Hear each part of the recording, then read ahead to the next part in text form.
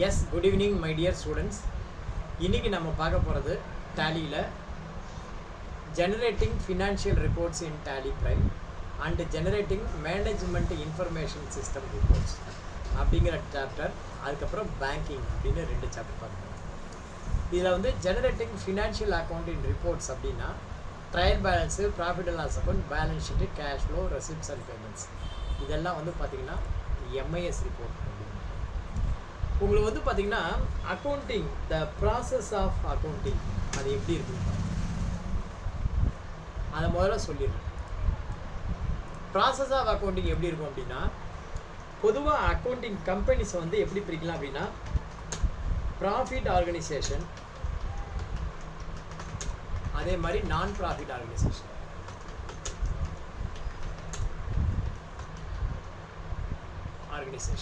இப்படி பிரிக்கலாம்.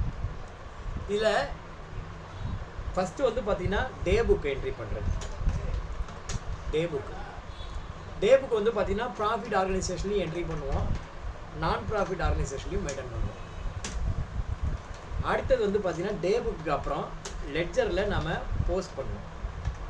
அது வந்து பார்த்திங்கன்னா இங்கேயும் உண்டு, நான் ப்ராஃபிட் ஆர்கனைசேஷனையும் உண்டு. அடுத்தது பார்த்திங்க அப்படின்னா அக்கௌண்ட்டை க்ளோஸ் பண்ணுறது. இங்கேயும் நம்ம க்ளோஸ் பண்ணுவோம், இங்கேயும் நம்ம க்ளோஸ் பண்ணுவோம், அக்கௌண்ட்டையும் க்ளோஸ் பண்ணுவோம். அதுக்கப்புறம் ட்ரையல் பேலன்ஸ் ப்ரிப்பேர். இது வந்து இங்கேயும் உண்டு, இங்கேயும் உண்டு. ட்ரையல் பேலன்ஸ்க்கு அப்புறம் ப்ராஃபிட் அண்ட் லாஸ் அக்கௌண்ட் இங்கே நம்ம ப்ரிப்பேர் பண்ணுவோம், இங்கே வந்து கிடையாது. அதுக்கு பதிலாக என்ன, ப்ராஃபிட் அண்ட் லாஸ் அக்கௌண்ட் பதிலாக income and expenditure account. Income and expenditure. So profit ஆர்கனைசேஷனில் ப்ராஃபிட் அண்ட் லாஸ் அக்கௌண்ட்டுக்கு ஈக்குவல் வந்து பார்த்திங்கன்னா இன்கம் அண்டு எக்ஸ்பெண்டிச்சர். அடுத்தது வந்து பார்த்திங்கன்னா பேலன்ஸ் ஷீட்டு. பேலன்ஸ் ஷீட்டு இங்கேயும் உண்டு, இங்கேயும் உண்டு. அடுத்தது வந்து பார்த்தீங்கன்னா கேஷ் ஃப்ளோ ஸ்டேட்மெண்ட்.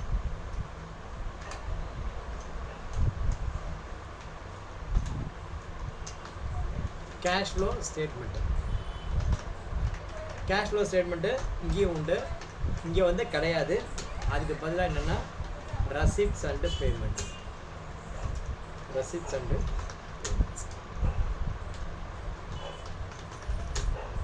ஸோ ஒரு நார்மலாக வந்து பார்த்திங்கன்னா ஒரு கம்பெனியோடைய இல்லை எப்படி இருக்கும் அப்படின்னா, டே புக்கு, லெட்ஜர் போஸ்ட்டு, அக்கௌண்ட்டை க்ளோஸ் பண்ணுவோம். அதுலேருந்து பார்த்திங்கன்னா ட்ரையல் பேலன்ஸ் ப்ரிப்பேர் பண்ணுவோம், profit and loss account, balance sheet, cash flow. அதுக்கப்புறம் பார்த்திங்கன்னா ஃபண்ட் ஃப்ளோ இங்கேயும் உண்டு, இங்கேயும் உண்டு. ஒரு ஆர்கனைசேஷன் ப்ராஃபிட் ஆர்கனைசேஷன்னா இந்த trial balance, profit and loss account, balance sheet, cash flow, fund flow இதெல்லாம் வந்து பார்த்திங்கன்னா மேனேஜ்மெண்ட் இன்ஃபர்மேஷன் சிஸ்டம் ரிப்போர்ட்ஸ் அப்படின்னு வெரி இம்பார்ட்டன்ட் ரிப்போர்ட். அதில் ட்ரையல் பேலன்ஸ் அப்படிங்கிறது என்ன? ட்ரையல் பேலன்ஸ் அப்படின்னா it is a statement prepared to check the arithmetic accuracy whether both debit and credits are getting tally. அந்த trial பேலன்ஸ்லேருந்து தான் நம்ம ப்ராஃபிட் அண்ட் லாஸ் அக்கௌண்ட் போக வேண்டிய ledger profit and loss account, balance sheet போக வேண்டிய ledger balance sheet. Profit and loss account net profit or net loss to be carry forward to the balance sheet.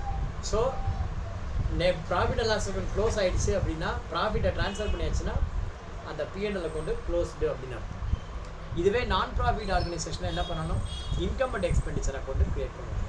இப்போ பாருங்கள், உங்களுக்கு காட்டுறேன் இதில் சொன்ன ஸ்டேட்மெண்ட்டு. இதில் ஃபஸ்ட்டு வந்து டே புக் வந்து பார்த்திங்கன்னா ஒரு நாளில் நடக்கிற எல்லா டிரான்சாக்ஷனையும் ரெக்கார்ட் ஆகும், அதுதான் டே புக். இங்கே வந்து பார்த்தீங்கன்னா டிஸ்பிளேல போய் டே புக் போகிறேன், ஏதோ ஒரு நாள். இந்த நாளில் பாருங்கள் 2 என்ட்ரி இருக்குது. ஒன்று வந்து பார்த்திங்கன்னா ஃபிசிக்கல் ஸ்டாக் ஒரு என்ட்ரி போட்டிருக்கோம். அடுத்தது பார்த்திங்கன்னா அமௌண்ட்டு இங்கே ஒரு மெமரண்டம் வவுச்சர் போட்டிருக்கோம். இந்த 2 தான் இந்த என்ட்ரி வந்து 31/3/2024 என்ட்ரி ஆகிருக்கு. இந்த ஒரு நாளில் என்னென்ன ரெக்கார்ட் ஆகிருக்கு அப்படின்னு சொல்கிறது தான் டே புக்கு. இந்த டே புக்கு டோட்டல் கிடையாது. டே புக் வந்து பார்த்திங்கன்னா டோட்டல் கிடையாது. இதை வந்து நம்ம என்ன பண்ணுவோம் அப்படின்னா மெயின் புக் அப்படின்னு சொல்லுவோம். டே புக்கு தான் மெயின் புக், அதை நம்ம டோட்டல் பண்ண மாட்டோம். டே புக்லேருந்து நம்ம என்ன பண்ணுவோம், சப்சிடரி புக்ஸுக்கு நம்ம ட்ரான்ஸ்ஃபர் பண்ணுவோம். Purchase account, sales account, debtor account, credit account. அந்த மாதிரி நம்ம ட்ரான்ஸ்ஃபர் பண்ணுவோம். அதெல்லாம் எல்லாமே சப்சிடரி குட்ஸ். ஓகேவா? ஸோ இப்போ கான்செப்ட் வாங்க. ட்ரையல் பேலன்ஸ்லாம் என்னன்னு சொல்லியாச்சு. ப்ராஃபிட் அண்ட் லாஸ் அக்கௌண்ட் அப்படின்னா என்ன? இப்போ பார்த்தீங்கன்னா பாருங்கள், இங்கே கேபி ஆஃப் ட்ரையலில் ப்ராஃபிட் அண்ட் லாஸ் அக்கௌண்ட் அப்படின்னு பார்த்தீங்கன்னா எப்படி இருக்குது? ஓப்பனிங் ஸ்டாக் இருக்குது, பர்ச்சேஸ் இருக்குது, இங்கே ப்ராஃபிட் இருக்குது, சேல்ஸ் இருக்குது, க்ளோசிங் ஸ்டாக்ஸ் இருக்குது. க்ளோசிங் ஸ்டாக் கிராஸ் ப்ராஃபிட் இருக்குது. இந்த கிராஸ் ப்ராஃபிட்லேருந்து என்னென்ன வருதோ அதெல்லாம் நெட் ப்ராஃபிட் வரும். சார் எனக்கு இதுக்கு பதிலாக இன்கம் அண்ட் எக்ஸ்பெண்டிச்சர் அக்கௌண்ட் வேணும், என்ன பண்ணலாம்? F12 கான்ஃபிகரேஷன் இருக்கா பார்க்கலாம். F12 கான்ஃபிகரேஷனில் இல்லை. வெர்டிகலில் பார்க்கணும் அப்படின்னா ப்ராஃபிட் அண்ட் லாஸ்க்கு நீங்கள் வெர்டிகலில் இப்படி பார்க்கலாம். வெர்டிகலில் பார்த்தீங்கன்னா இந்த மாதிரி வரும். வெர்டிகல் வேணும் அப்படின்னா என்ன பண்ணணும்? F12 கான்ஃபிகரேஷனில் போய்ட்டு நீங்கள் இதே ப்ராஃபிட் அண்ட் லாஸ் பண்ண வெர்டிகல் ஃபார்மேட்டில் பார்க்கலாம். ஓகேவா? சார் எனக்கு வந்து பார்த்தீங்கன்னா எனக்கு வந்து இந்த மாதிரி வேணும். கண்ட்ரோல் ஹெச் கொடுப்போம், சேஞ்ச் வியூ. ஹரிசாண்டலில் பார்க்கணும்னா இப்படி பார்க்கலாம். கண்ட்ரோல் ஹெச் கொடுத்து வெர்டிகலில் பார்க்கணும் அப்படின்னா இப்படி பார்க்கலாம். இது வந்து பார்த்தீங்கன்னா சேஞ்ச் வியூ. இங்கே F8 வேல்யூஷனில் பார்த்தீங்கன்னா டிஃபால்ட் வேல்யூஷன், ஸ்டாக் வேல்யூஷன் இருக்குது. அடுத்தது வந்து பார்த்தீங்கன்னா ஆல்ட் சி நியூ காலமில் என்ன இருக்குது? ஒன்றும் இல்லை. இங்கே ஆல்ட் சி நியூ காலமில் கம்பேரிட்டிவ் பார்க்கலாம். ஓகேவா?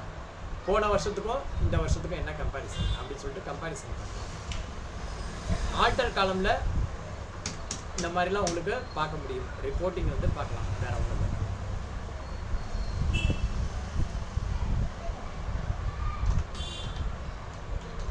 இப்போ வந்து பார்த்தீங்கன்னா இன்கம் அண்ட் எக்ஸ்பெண்டிச்சர் அக்கௌண்ட் வேணும் அப்படின்னா என்ன பண்ணணும் அப்படின்னா இந்த மாதிரி நீங்கள் பார்க்கலாம். இன்கம் அண்ட் எக்ஸ்பெண்டிச்சரில் டைரக்ட் வராது, டைரெக்டாக நெட் ப்ராஃபிட். இது வந்து இதுங்கிறதுனால கிராஸ் ப்ராஃபிட்ங்கிறதுனால இந்த மாதிரி காட்டுது. பட் இன்கம் அண்ட் எக்ஸ்பெண்டிச்சர் அக்கௌண்ட்டில் இன்கம் தனியாகவும் எக்ஸ்பென்ஸ் தனியாகவும் காட்டுது. இப்போ பார்த்தீங்கன்னாக்க cost of sales, opening stock plus purchase minus closing stock அப்படின்னு சொல்லி காஸ்ட் ஆஃப் சேல்ஸ் அதை நம்மளால் இங்கே பார்க்க முடியும். இந்த மாதிரி ரிப்போர்ட்ஸ்லாம் நீங்கள் பார்க்கலாம். இதுக்கு பேர் தான் என்ன ரிப்போர்ட்டு? என்ன ரிப்போர்ட் அப்படின்னு பார்த்தீங்கன்னா ஃபினான்ஷியல் இன்ஃபர்மேஷன் ரிப்போர்ட்ஸ். அடுத்தது பேலன்ஸ் ஷீட். பேலன்ஸ் ஷீட்டும் போய் பார்க்கலாம். ஆல்ட் F1 ப்ரெஸ் பண்ணி இங்கே பார்த்தீங்கன்னா இங்கே கொஞ்சம் தப்பாக இருக்குது. ஆக்சுவலாக லோன் இந்த பக்கம் இருக்கணும், ஆனால் இந்த பக்கம் இருக்குது. என்ன காரணம்னா இதெல்லாம் டெபிட் பேலன்ஸில் இருக்குது. இது வந்து பார்த்திங்கன்னா கிரெடிட் பேலன்ஸில் இருக்குது. சம்டைம்ஸ் இந்த பிரமிளா தேவி லோன் வந்து பார்த்திங்கன்னா டெபிட் பேலன்ஸ் இருக்குது. இந்த மாதிரி சில மெயினான லெட்ஜர் ஹை வேல்யூ டிரான்சாக்ஷன்ஸ்லாம் டெபிட் பேலன்ஸில் இருக்குது. அந்த காரணத்தால் தான் லோன்ஸ்லாம் இந்த பக்கம் இருக்குது. கரண்ட் டியூட்டிஸ் வந்து பார்த்திங்கன்னா அசட் சைடு இருக்குது. பட் வந்து ஏன் மைனஸில் இருக்குன்னா இது liability side, credit balance. Credit balance ஜாஸ்தியாக இருக்குது, அதனால் இந்த மாதிரி காட்டுது. ஸோ ஒரு பேலன்ஸ் ஷீட்டை பார்த்தா இந்த மாதிரி உங்களுக்கு அனாலிசிஸ் பண்ண தெரியணும். இப்போ வந்து எது என்ன பேலன்ஸ் அப்படின்னு சொல்லணும். இன் ஜென்ரல் இது லயபிலிட்டி சைடு, இது அசட் சைடு. லயபிலிட்டி சைடு இருக்கிறதெல்லாம் கிரெடிட் பேலன்ஸு, அசட் சைடு இருக்கிறதெல்லாம் டெபிட் பேலன்ஸ். இப்போ வந்து பார்த்தீங்கன்னா ஜிஎஸ்டி ஃபைன் அண்ட் பெனால்ட்டி இது வந்து பார்த்தீங்கன்னா உனக்கு இங்கே மைனஸில் இருக்குது அப்படின்னா இது என்ன பேலன்ஸ்னால் டெபிட் பேலன்ஸ். பார்த்தீங்கன்னா டெபிட் பேலன்ஸ். இது என்ன பேலன்ஸு? இது என்ன பேலன்ஸ்? இது கிரெடிட் பேலன்ஸு. ஓகேவா? இது கிரெடிட் பேலன்ஸு. அந்த மாதிரி உங்களுக்கு ஒரு லெட்ஜரை பார்த்தா இது டெபிட் பேலன்ஸா கிரெடிட் பேலன்ஸா அப்படின்னு பேலன்ஸ் ஷீட்டில் பார்த்த மாத்திரத்தில் உங்களுக்கு சொல்ல தெரியணும். சொல்லுங்கள் பாப்போம், இது என்ன பேலன்ஸு? இது வந்து அசட் சைடு இருக்குது. அசட் சைடு ப்ளஸில் இருக்குது. என்ன பேலன்ஸ் இது? சொல்லுங்கள் பாப்பா யாராவது. 553 ரூபா 22 பைசா. இது என்ன பேலன்ஸ்? இது டெபிட் பேலன்ஸா கிரெடிட் பேலன்ஸா? டெபிட் பேலன்ஸா கிரெடிட் பேலன்ஸா? இது சொல்லுங்க வினிதா, சொல்லுமா. டெபிட் பேலன்ஸா கிரெடிட் பேலன்ஸா? சொல்லுமா. என்ன பேலன்ஸ் இது? சரண்யா தெரியுதா? தூங்கிட்டீங்களா? தெரியுதா? தூங்கிட்டீங்களா? என்ன பேலன்ஸ் இது? சிஜிஎஸ்டி பேயபிள் என்ன பேலன்ஸு? டெபிட் பேலன்ஸா கிரெடிட் பேலன்ஸா? அசட் சைடு இருந்தால் டெபிட் பேலன்ஸு. பாருங்கள் என்ன பேலன்ஸு? ஃபைனலாக டெபிட் பேலன்ஸ். டெபிட் பேலன்ஸ்லாம் நமக்கு அசட். பேலன்ஸ் ஷீட்டில் இருக்கிறதுலாம் டெபிட் பேலன்ஸ் காட்டுச்சுன்னா அது அசட்டு, கிரெடிட் பேலன்ஸ் காட்டுச்சுன்னா அது நமக்கு லைபிலிட்டி. அசட்டுனா நமக்கு வரணும், லைபிலிட்டினா நம்ம தரணும். அந்த கான்செப்ட் பாருங்கள். டிக்ஷா பேக்கேஜிங் மைனஸில் இருக்குது அசட் சைடு, டெபிட் பேலன்ஸா கிரெடிட் பேலன்ஸா? அசட் சைடு இருந்ததுன்னா டெபிட் பேலன்ஸு, மைனஸில் இருந்தால் கிரெடிட் பேலன்ஸ். பாருங்கள், கிரெடிட் பேலன்ஸ். அடுத்தது பக்ஷா சைடு, டெபிட் பேலன்ஸா கிரெடிட் பேலன்ஸ்னா அசட் சைடு இருக்குது டெபிட் பேலன்ஸ், பட் மைனஸில் இருக்குது கிரெடிட் பேலன்ஸ். இது மைனஸில் இருக்குது கிரெடிட் பேலன்ஸ், இதுவும் மைனஸில் இருக்குது கிரெடிட் பேலன்ஸ், இது மைனஸில் இருக்குது credit balance. Duties and taxes மைனஸில் இருக்குது, கிரெடிட் பேலன்ஸ் அதிகமாக இருக்குது. இது வந்து பார்த்திங்கன்னா அசட், ஃபிக்ஸட் அசட்டு, டெபிட் பேலன்ஸ். இதெல்லாம் பார்த்திங்கன்னா ப்ளஸில் இருக்குது டெபிட் பேலன்ஸ். ஸோ இதுலேருந்து என்ன தெரியுதுன்னா, பேலன்ஸ் ஷீட் அனலிசிஸ் பண்ணும்போது பேலன்ஸ் ஷீட்டை நீங்கள் பாருங்கள். இடது பக்கம் ப்ளஸில் இருந்தால் கிரெடிட் பேலன்ஸ், மைனஸில் இருந்தால் டெபிட் பேலன்ஸ். அதே மாதிரி அசட் சைடு ப்ளஸில் இருந்தால் டெபிட் பேலன்ஸு, மைனஸில் இருந்தால் credit balance. Debit side debit balance காட்டுச்சுன்னா நமக்கு வரணும்னு அர்த்தம், கிரெடிட் பேலன்ஸ் காமிச்சா நமக்கு கொடுக்கணும் அப்படின்னு அர்த்தம். ஸோ இந்த மாதிரி நீங்கள் ஃபினான்ஷியல் ரிப்போர்ட் பார்த்த உடனே we have to understood the position of a company. ஓகேவா? ஒரு கம்பெனியோடைய பொசிஷன் என்ன அப்படிங்கிறத நீங்கள் என்ன பண்ணணும், அனலிசிஸ் பண்ணணும். ஓகேவா? அடுத்தது பார்த்தீங்கன்னா cash flow end fund flow statement. இப்போ வந்து பார்த்தீங்கன்னா ஜென்ரலாக வந்து cash flow end fund flow statement, cash flow end fund flow statement எதுக்காக அப்படின்னு பார்த்தோம்னு வச்சுக்கோங்க. Cash flow statement, cash flow statement வந்து பார்த்தீங்கன்னா ஒரு கம்பெனியில் கேஷ் வந்து எந்த வகையில் உள்ளே வந்திருக்கு. Inflow from activity, inflow cash inflow from மொத்தம் 3 வகையான ஆக்டிவிட்டி இருக்குது. 3 வகையான ஆக்டிவிட்டி என்ன இருக்குன்னா, investment activity, operating activity, finance ஆக்டிவிட்டின்னு 3 வகையான ஆக்டிவிட்டி இருக்குது. இதில் இன்வெஸ்ட்மெண்ட் ஆக்டிவிட்டி அப்படிங்கிறது என்னன்னா, ஒரு கம்பெனி ஃபிக்ஸட் அசட்டு வாங்கி விற்குது, வாங்குது, விற்குது. அப்போ அதன் மூலியமாக வந்த பணம் எவ்வளவு, இன்வெஸ்ட்மெண்ட் ஆக்டிவிட்டி. ஃபைனான்ஸ் ஆக்டிவிட்டி, ஒரு கம்பெனிலேருந்து எங்கேயாவது பேங்க்கில் டெபாசிட் பண்ணியிருப்போம், அதுக்கு இன்ட்ரெஸ்ட் அமௌண்ட் வந்திருக்கும். யார்கிட்டையாவது லோன் வாங்கியிருப்போம், இன்ட்ரெஸ்ட் அமௌண்ட் கொடுத்துருப்போம், டிவிடெண்ட் வந்திருக்கும். இந்த மாதிரி சில இன்கம்லாம் இருக்குது. ஸோ இந்த மாதிரி ஃபினான்ஸ் இன்வெஸ்ட்மெண்ட் பண்ணினது மூலியமாக எனக்கு எவ்வளோ இன்கம் வந்திருக்கு, என்ன எனக்கு செலவு, அதன் மூலியமாக எனக்கு ப்ளஸ்ஸா மைனஸா இன்ஃப்ளோ அப்படின்னு. அடுத்தது பார்த்தீங்கன்னா ஆப்ரேட்டிங் ஆக்டிவிட்டி. ஆப்ரேட்டிங் ஆக்டிவிட்டினா ஒரு கம்பெனியில் பர்ச்சேஸ் பண்ணுவோம், சேல் பண்ணுவோம், பர்ச்சேஸ் பண்ணுவோம், சேல் பண்ணுவோம், மாற்றி மாற்றி இதே ரெகுலராக பண்ணிகிட்டு இருக்கோம். அப்போ எனக்கு அதன் மூலியமாக வந்த அமௌண்ட் எவ்வளவு. ஸோ கேஷ் இன்ஃப்ளோவில் மொத்தமாக இன்வெஸ்ட்மெண்ட் ஆக்டிவிட்டி மூலியமாக எவ்வளோ வந்திருக்கு, ஃபினான்ஸ் ஆக்டிவிட்டி மூலியமாக எவ்வளோ வந்திருக்கு, ஆப்ரேட்டிங் ஆக்டிவிட்டி மூலியமாக எவ்வளோ வந்திருக்கு, 3த்துலேயும் சேர்த்து மொத்தமாக எவ்வளோ வந்திருக்கு, 3த்துலேயும் சேர்த்து மொத்தமாக எவ்வளோ செலவு. ஸோ 3த்துலேயும் சேர்த்து மொத்தமாக எனக்கு இன்ஃப்ளோவா அவுட்ஃப்ளோவா அப்படின்னு பார்க்குற அந்த ரிப்போர்ட்டுக்கு பேர் என்னென்னா கேஷ் ஃப்ளோ ரிப்போர்ட் அப்படின்னு. பட் அந்த மாதிரி கேஷ் ஃப்ளோ ரிப்போர்ட் இங்கே டேலியில் காட்டுமானா காட்டாது. கேஷ் ஃப்ளோ ஸ்டேட்மெண்ட் எப்படி போகுதுன்னு பார்ப்போம்.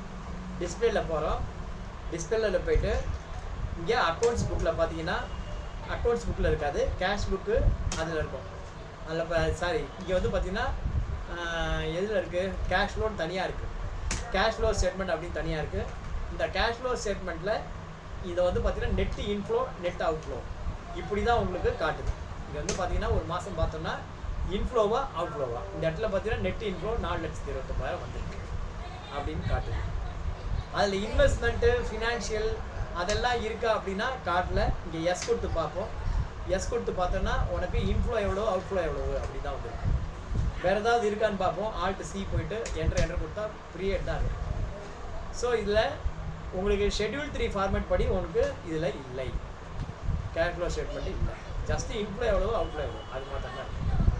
அதே மாதிரி ஃபண்ட் ஃப்ளோ, கேஷ் ஃப்ளோ மாதிரியே ஃபண்ட் ஃப்ளோவும் இருக்காது. இப்போ வந்து பார்த்தீங்கன்னா ஃபண்டு வந்து 5,88,000 வந்திருக்கு உள்ள இன்ஃப்ளோவில். ஒர்க்கிங் கேபிட்டல் 5,88 வந்திருக்கு. பட் கேஷாக எவ்வளோ வந்திருக்கு அப்படின்னு பாருங்கள். கேஷாக வந்து பார்த்தீங்கன்னா உங்களுக்கு கம்மியாக தான் வந்திருக்கு. இதே கேஷ் ஃப்ளோ ஸ்டேட்மெண்ட் பாருங்கள், 4,29 உள்ளே வந்திருக்கு. ஃபண்டு அதிகமாக வந்த மாதிரி காட்டுது, பட் கேஷ் வந்து பார்த்தீங்கன்னா அவ்வளோவா வரல. இதெல்லாம் வந்து பார்த்தீங்கன்னா மேனேஜ்மெண்ட் இன்ஃபர்மேஷன் சிஸ்டம் ரிப்போர்ட் அப்படின்னு பேர். இதுக்கு பேர் என்ன, மேனேஜ்மெண்ட் இன்ஃபர்மேஷன் சிஸ்டம் ரிப்போர்ட். அதுக்கப்புறம் பார்த்தீங்கன்னா ரசிப்ட்ஸ் அண்ட் பேமெண்ட்ஸ். ரசிப்ட்ஸ் அண்ட் பேமெண்ட்ஸ் எவ்வளோ பணம் உள்ளே வந்திருக்கு, வெளியில் போயிருக்கு. அது எங்கே பார்க்குறது ரசிப்ட்ஸ் அண்ட் பேமெண்ட்ஸ்னால் ஆல்ட் ஜியில் போங்க. ஆல்ட் ஜியில் போய்ட்டு ரெசிப்ட்ஸ் அண்ட் பேமெண்ட்ஸ் அப்படின்னு போடுங்க. ரெசிப்ட்ஸ் அண்ட் பேமெண்ட்ஸ் போட்டு நீங்கள் ஏதாவது ஒரு மாதம் போடுங்க. ஃபார் எக்ஸாம்பிள் ஏப்ரல் மாதம் போட்டிங்க அப்படின்னா இங்கே ரெசிப்ட்ஸ் அண்ட் பேமெண்ட்ஸு எவ்வளோ பணம் எந்த வகையில் உள்ளே வந்திருக்கு பார்த்தீங்கன்னா ஒரு 23 லட்சம் உள்ளே வந்திருக்கு. க்ளோசிங் பேலன்ஸ் பார்த்தீங்கன்னா இங்கே ஓப்பனிங்கில் 12 லட்சம் இருக்குது, க்ளோசிங்கில் 1651 இருக்குது. இதோடைய டிஃப்ரென்ஸ் பாருங்கள், 16,51,183 மைனஸ் 12,21,815, 4,29,368. இதே ரிசல்ட்டு தான் உங்களுக்கு கேஷ் ஃப்ளோ ஸ்டேட்மெண்ட்டை காட்டுச்சு. இங்கே பாருங்கள் டிஸ்பிளேல கேஷ் ஃப்ளோ ஸ்டேட்மெண்ட், அதில் போய் பாருங்கள் 4,29,360 இந்த அமௌண்ட் தான் காட்டுது.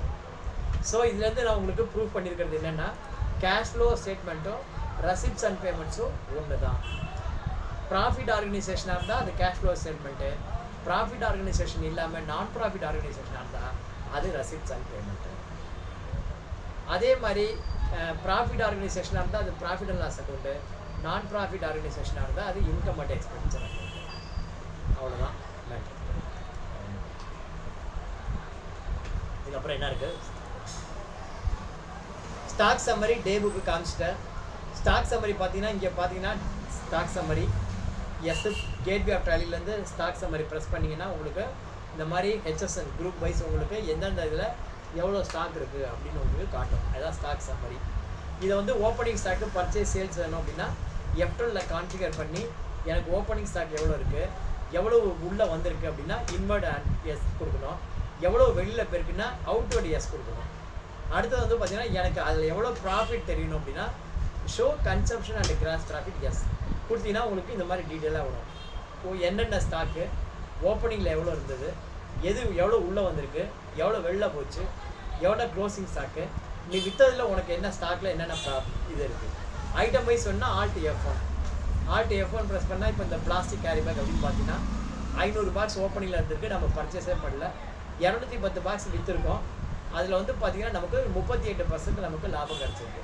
ஸோ இந்த மாதிரி ஒவ்வொரு ஐட்டம் வைஸ் நமக்கு அதில் ஸ்டாக் சம்மரியில் என்ன ப்ராஃபிட் அப்படின்னு உனக்கு தெரியும். அதுக்கு பேர் வந்து பார்த்திங்கன்னா என்ன ரிப்போர்ட்டு ஸ்டாக் சம்மரி அப்படின்னு தெரியும். அடுத்தது பார்த்திங்கன்னா purchase register, sales register. Purchase register எப்படி போகணும், டிஸ்பிளே அக்கௌண்ட்ஸ் புக்கு, அங்கே போய்ட்டு பர்ச்சேஸ் ரிஜிஸ்டர். இதில் போனீங்கன்னா உங்களுக்கு பர்ச்சேஸ் ரிஜிஸ்டர் தெரியும். இதில் வந்து பார்த்திங்கன்னா என்ட்ரு கொடுத்து காலம்னர் ரிப்போர்ட் பார்க்கலாம். காலம்னர் ரிப்போர்ட்னா F8. இப்போ வந்து பார்த்திங்கன்னா நீங்கள் என்ட்ரு பண்ணோன்னா இப்படி இருக்குது. இதை வந்து நீங்கள் என்ன பண்ணலாம், காலம்னர் ரிப்போர்ட்டாக நீங்கள் இப்படி பார்க்கலாம். இப்படி இருக்கிறத நீங்கள் காலம்னரில் போனீங்கன்னா இப்படி பார்க்கலாம். நீங்கள் உங்களுக்கு பார்த்தீங்கன்னா காலம்னர் ரிப்போர்ட்டில் எந்த பார்ட்டிகிட்டேருந்து நம்ம எந்த அட்ரஸ்ஸு, அவங்களுடைய ஜிஎஸ்டி நம்பர் என்ன ஐட்டம் எவ்வளோ வாங்கியிருக்கோம் அப்படின்னு சொல்லி இப்படி நீங்கள் வெர்டிகலாக பார்க்க முடியும். இது வந்து காலம்னர் ரிப்போர்ட் அப்படின்னு பேர். அதே மாதிரி தான் சேல்ஸ் ரிஜிஸ்டரும் நீங்கள் பார்க்கலாம். சேல்ஸ் ரிஜிஸ்டரும் போய்ட்டு இந்த மாதிரி நீங்கள் காலம்னர் ரிப்போர்ட்டாக F8 ப்ரெஸ் பண்ணி பார்க்கலாம். காலம்னர் ரிப்போர்ட்ஸ் இது பார்க்கலாம். ஸோ காலம்னர் ரிப்போர்ட்டுக்கு வந்து பார்த்தீங்கன்னா F8. அதில் ப்ராஃபிட் வைஸ் பார்க்கணுன்னா F7 போட்டிங்கன்னா ப்ராஃபிட் வைஸ் உனக்கு தெரியும். ஒவ்வொரு ஐட்டம்லையும் எவ்வளோ ப்ராஃபிட் அப்படின்னு தெரியும். ப்ராஃபிட் பர்சன்டேஜ், இந்த ஐட்டத்தில் எவ்வளோ கிராஸ் ப்ராஃபிட், இந்த ஐட்டமில் எவ்வளோ ப்ராஃபிட், ஸோ வித்தது ஒன்று எவ்வளோ ப்ராஃபிட் இருக்குது அப்படின்னு நமக்கு தெரிய வரும். சேல்ஸ் ரீச்சர், ஜேர்னல் ரீச்சர் இதெல்லாம் பார்த்துக்கோம். ஓகேவா? அடுத்த டாபிக் நம்ம என்ன பார்க்க போகிறோம் அப்படின்னா பேங்கிங். அடுத்தது பேங்கிங். இது வரைக்கும் ஓகேவா? இது வரைக்கும் ஓகேவாப்பா?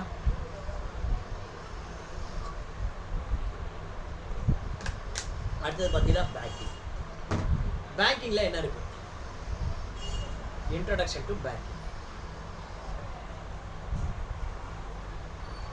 பேங்கிங்கில் என்னென்ன டாபிக் இருக்குன்னு பார்ப்போம்.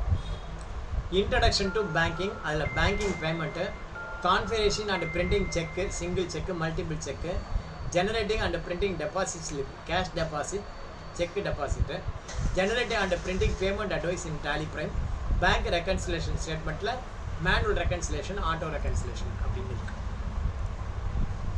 ஓகேவா? Manual reconciliation, auto reconciliation.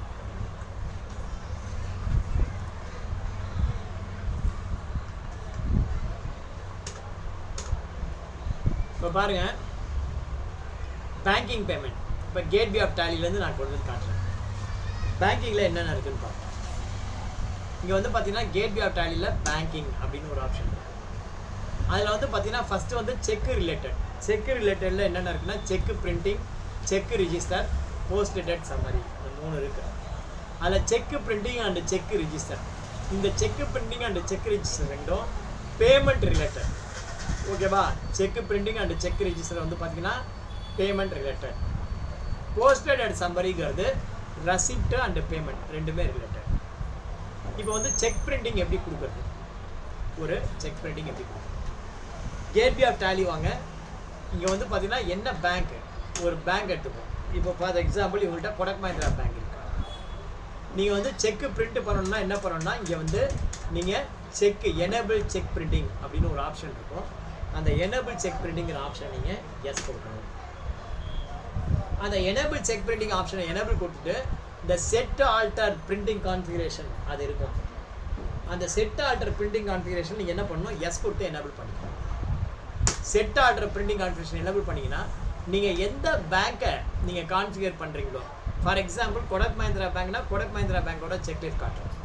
State பேங்க்னா ஸ்டேட் பேங்கோட செக்லிஸ்ட் காட்டும். ஸோ எந்த பேங்க்கை நீங்கள் செலக்ட் பண்ணுறீங்களோ அந்த பேங்க்கோட செக்லிஸ்ட் காட்டும். அதில் ஒரு 5-6 மாடல் இருக்கும். ஃபார் எக்ஸாம்பிள் சதர்ன் ரீஜியன் அப்படின்னு வச்சுக்கோங்க, அவனுக்கு ஒரு மாடல் இருக்கும். நார்த்தன் ரீஜியன் அப்படின்னா அவனுக்கு ஒரு மாடல் இருக்கும். ஸோ நீங்கள் எந்த ரீஜியன் காட்டுறீங்களோ அதுக்கு தனியாக ஒவ்வொரு மாடல் இருக்கும். இப்போ பார்த்தீங்கன்னா இது வந்து ஒரு ஃபார்மேட். அப்புறம் பார்த்தீங்கன்னா கீழே பாருங்கள் டவுன் பண்ணி இது ஒரு ஃபார்மேட், இது ஒரு ஃபார்மேட். ஸோ கையில் உனக்கு எந்த செக் இருக்கோ அந்த செக்கு என்ன ஃபார்மேட் இருக்கோ அந்த ஃபார்மேட்டை நீங்கள் செலக்ட் பண்ணிக்கணும். ஃபார் எக்ஸாம்பிள் இப்போ இந்த மாடல் இருக்குது அப்படின்னா இதை போய் நீங்கள் என்ட்ரி கொடுத்தீங்கன்னா ஆட்டோமேட்டிக்காக உங்களுக்கு இந்த மாதிரி வரும். அதில் வந்து பார்த்தீங்கன்னா print company name on check வந்து நோ கொடுத்துருக்கேன். சப்போஸ் இப்போ வந்து பார்த்தீங்கன்னா செக்கில் வந்து திக்ஷா பேக்கேஜிங் அப்படிங்கிறது கம்பெனி பேர், கம்பெனியோடைய பேர் திக்ஷா பேக்கேஜிங். அதில் செக்கு இப்போ வர செக்லலாம் பார்த்தீங்கன்னா கம்பெனியோட பேர் அல்லது இண்டிவிஜுவலாக இருந்தால் உங்கள் பேர் ஆட்டோமேட்டிக்காக பிரிண்ட் ஆகி வந்திருக்கு. சப்போஸ் பிரிண்ட் ஆகி வரல அப்படின்னு வச்சுக்கோ, நீங்கள் எஸ் கொடுத்தீங்கன்னா அது பிரிண்ட் ஆகிடும், வேறு ஒன்றும் இல்லை. இங்கே வந்து எஸ் கொடுத்தீங்கன்னா உங்கள் பேர் பிரிண்ட் ஆகிடும், இல்லைனா நோ ஆகிடும், பிரிண்ட் வராது. அடுத்த ஆப்ஷன் பாருங்கள், salutation first signatory if 2 signatory. சில கம்பெனிகளில் பார்த்தீங்கன்னா அக்கௌண்ட் வந்து பார்த்தீங்கன்னா ஒருத்தர் தான் ஆப்ரேட் பண்ணுவார், ப்ரொப்ரைட்டர்ஷிப். அப்போ வந்து பார்த்தீங்கன்னா செகண்ட் சிக்னேட்ரி தேவையில்லை, வராது. சில கம்பெனிகளில் பார்த்தீங்கன்னா ஜாயிண்ட் அக்கௌண்ட் இருக்கும். ஹஸ்பண்ட் ஒய்ஃப் 2 பேரும் பார்ட்னர் இருப்பாங்க, 2 பேரும் சேர்ந்து கையெழுத்து போட்டால் தான் பணம் எடுக்க முடியும், அந்த மாதிரி இருக்கும். அந்த மாதிரி சுச்சுவேஷன் இருந்தது அப்படின்னா ஃபார் எக்ஸாம்பிள் இங்கே சல்யூட்டேஷனாக ஃபஸ்ட்டு சிக்னேட்ரி அப்படின்னாக்கா யார்? இப்போ வந்து பார்த்தீங்கன்னா பார்ட்னர் ஒரு இருக்காருன்னு வச்சுக்கோ, இது வந்து பார்த்தீங்கன்னா பார்ட்னர் 1, ஓகேவா? Salutation of second signatory partner 2. அப்போ இந்த மாதிரி 2 பேர் இருக்காங்க அப்படின்னா அவர் யார் இவர் யார் அந்த மாதிரி நீங்கள் கொடுக்கணும். கொடுத்து நீங்கள் என்ட்ரு கொடுத்துட்டு இந்த மாதிரி கொடுத்தீங்கன்னா ப்ரீவியூ பார்க்கலாம். இப்போ வந்து பாருங்கள் ப்ரீவியூ சும்மா வச்சுக்கோ, உங்களுக்கு காட்டும் பாருங்கள். செக்கு எப்படி இருக்குன்னா டெஸ்க்டாப்பில் உங்களுக்கு காட்டுறேன்.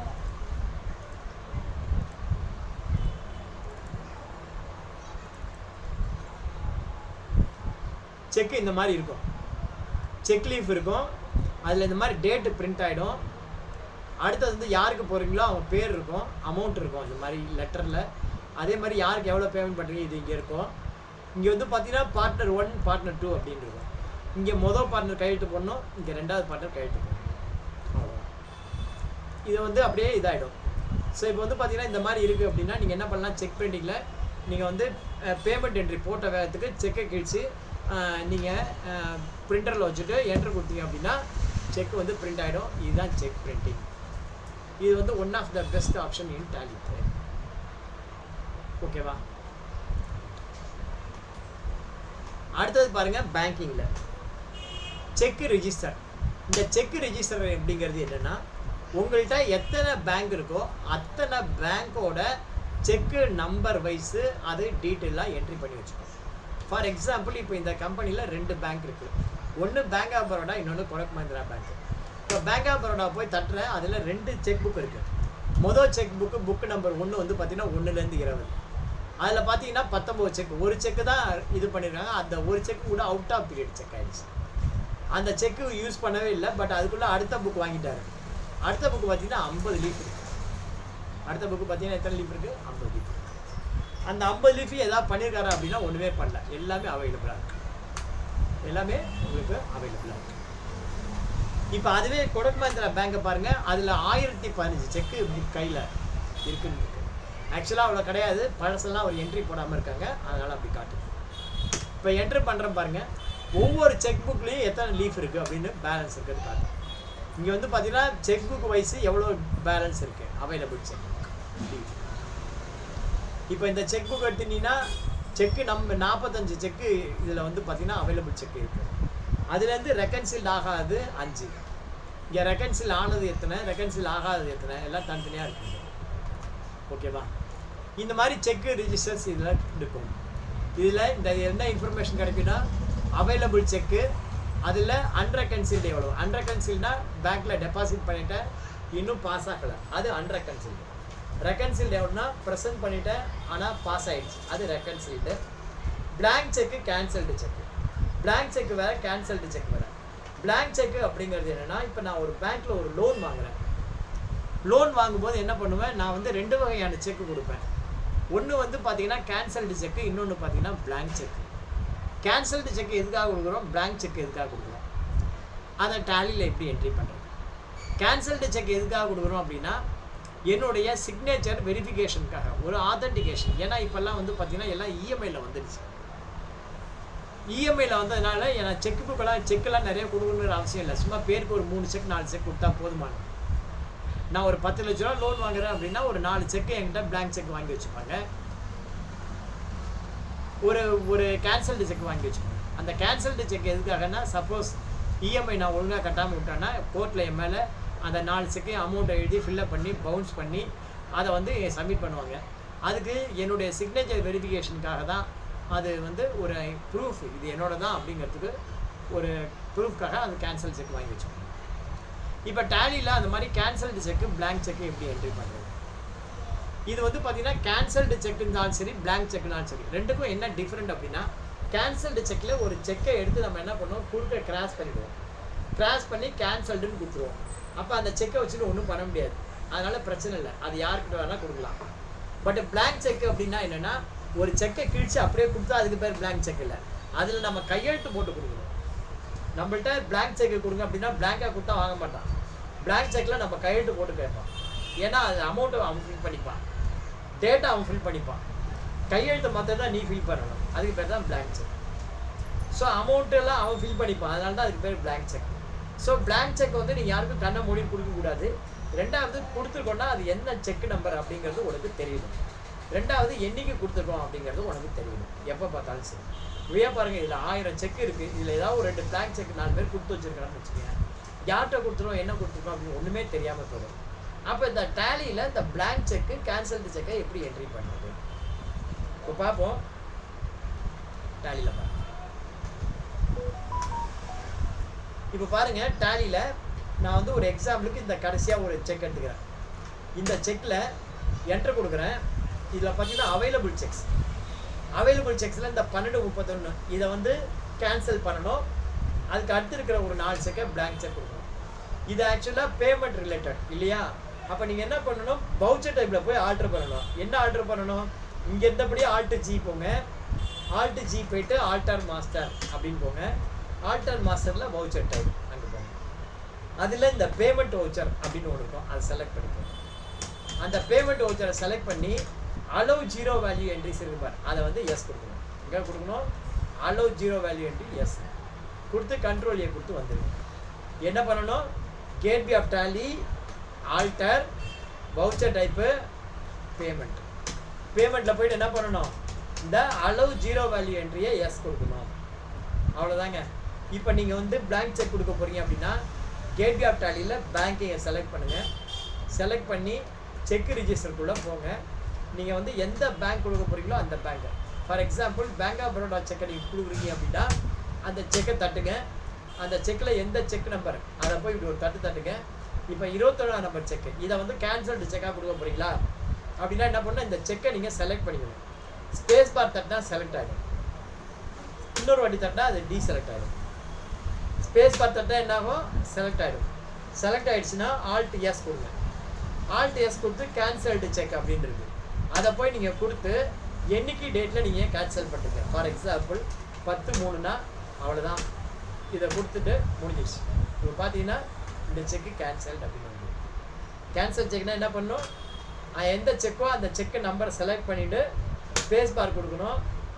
கொடுத்துட்டு ஆல்ட் எஸ் போயிட்டு கேன்சல்டு செக் அப்படின்னு கொடுத்தீங்கன்னா டேட்டை போடுங்க 15/3ன்னு சொல்லிட்டு அவ்வளோதான். கேன்சல்டு செக்கை யார் கொடுத்துருக்கோம் அப்படின்னு நீ ரெக்கார்ட் பண்ண வேண்டாம். அதுவே பிளாங்க் செக் இருக்குன்னு வச்சுக்கோ. இப்போ அந்த 23, 24, 25, 26 4 செக்கு பிளாங்க் செக் கொடுக்குறோம். அப்போ என்ன பண்ணணும், செலக்ட் பண்ணுங்கள். செலக்ட் பண்ணி Alt S கொடுங்க. Alt S கொடுத்து பிளாங்க் செக் கொடுத்தா அது பேமெண்ட் என்ட்ரிக்கு போகும். பிளாங்க் செக் கொடுத்தீங்கன்னா உடனே என்ன பண்ணோம், பேமெண்ட் என்ட்ரிக்கு போகும். யாருக்கு கொடுக்குறீங்க? ஃபார் எக்ஸாம்பிள் இப்போ வந்து பார்த்தீங்கன்னா பாவனா பிளாஸ்டிக்ஸ் அப்படின்னு ஒரு கம்பெனி இருக்குது. அவங்களுக்கு பிளாங்க் செக் கொடுக்குறேன். இங்கே அமௌண்ட் காலத்தில் ஒன்றுமே வராது. என்ட்ரு கொடுங்க. என்ட்ரு கொடுத்து சேவ் பண்ணுங்கள். சேவ் பண்ணிட்டு பார்த்தீங்கன்னா இந்த மாதிரி பிளாங்க் செக்கு பாவனா பிளாஸ்டிக் அப்படிங்கிற கம்பெனிக்கு நம்ம கொடுத்துருக்கோம் அப்படின்னு. பிளாங்க் செக் எப்படி கொடுக்கணும், செலக்ட் பண்ணணும், ஸ்பேஸ் பார் தட்டணும், Alt S போகணும். Alt S போயிட்டு பிளாங்க் செக் போயிட்டு யாருக்கு நம்ம கொடுக்குறோமோ அந்த பார்ட்டியை செலக்ட் பண்ணணும். என்ட்ரு கொடுத்து எந்த செக் நம்பரோ அதை கொடுத்து செலக்ட் பண்ணிங்கன்னா உங்களுக்கு blank cheque. So blank cheque இப்படி தான். அடுத்தது பார்த்தீங்கன்னா போஸ்டேடட் சம்மரி. இந்த போஸ்டேடட் சம்மரி அப்படிங்கிறது இப்போ கொடக் மஹிந்திரா பேங்க் இருக்குனாக்க இது அமௌண்ட்டு நீங்கள் ஏதாவது போஸ்டேடட் செக்கை ஏதாவது வாங்கியிருந்தா இந்த பக்கமோ நீங்கள் கொடுத்துருந்தீங்கன்னா அது இந்த பக்கமும் வரும். இது போஸ்டேடட் சம்மரி. அடுத்தது டெபாசிட் ஸ்லிப். டெபாசிட் ஸ்லிப் வந்து பார்த்தீங்கன்னா 2 வகையான டெபாசிட் ஸ்லிப்பு. ஒன்று நீங்கள் கேஷ் டெபாசிட் பண்ணுறது, இன்னொன்று செக்கு டெபாசிட் பண்ணுறது. இன்றைக்கி டேட் வந்து பார்த்தீங்கன்னா 16/4. இன்றைக்கி ஒரு 10,000 கேஷ் டெபாசிட் பண்ணுறோம். அப்போ எப்படி என்ட்ரி பண்ணோம், பீரியடு சேஞ்ச் பண்ணிக்கோ. ஏப்ரல் 24, மார்ச் 25 போடுங்க. அக்கௌண்டிங் வவுச்சர் வீல போயிட்டு இன்றைக்கி டேட்டு 16/4/2024 அப்படின்னு. டெபாசிட்டுக்கு கான்ட்ரா F1. எந்த பேங்க்கில் டெபாசிட் பண்ணுறோம், கொடக் மஹிந்திரா பேங்க்கு. எவ்வளோ டெபாசிட் பண்ணுறோம், ஒரு 25,000 டெபாசிட் பண்ணுறோம். 25,000 இன்றைக்கி டெபாசிட் பண்ணுறோம். போட்டு இந்த மாதிரி டெனாமினேஷன் கேட்குது. 500 ரூபா நோட்டில் ஒரு 50 நோட்டு போடுறோம்.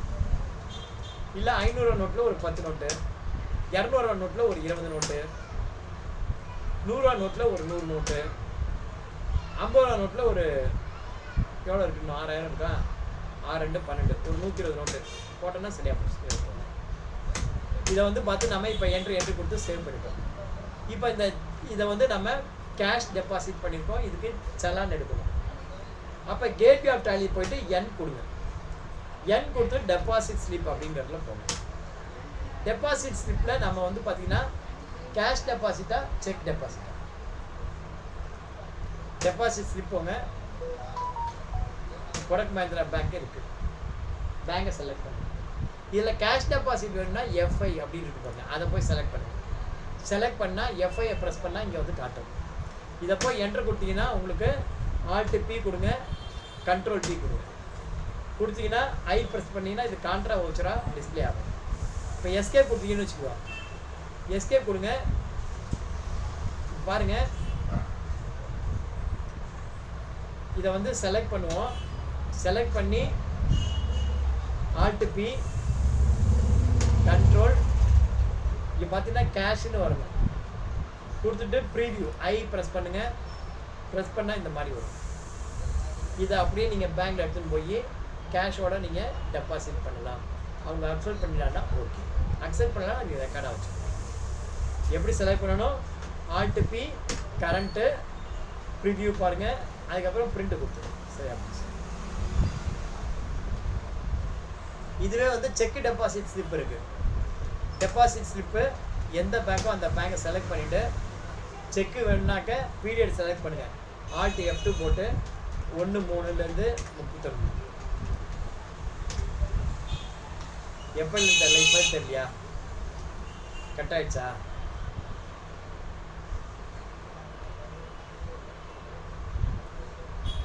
இருங்க, வர யாருமே சொல்லவே இல்லை, நீங்கள் தான் சொல்கிறீங்க. எப்போ கட் ஆயிடுச்சு, இப்போ கட் ஆயிடுச்சான்னு.